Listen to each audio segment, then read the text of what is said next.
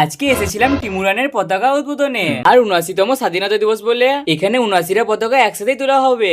দেন এখানে এসে দেখছি এখন সব পতাকা রেডি করছে আর এখানে মানুষের থেকে ড্রোন বেশি তো আসলে এটা ওয়ার্ল্ড রেকর্ড হতে চলেছে। হ্যাঁ ও সে যাই হোক, চলো পতাকা তোলাটা দেখা যাক।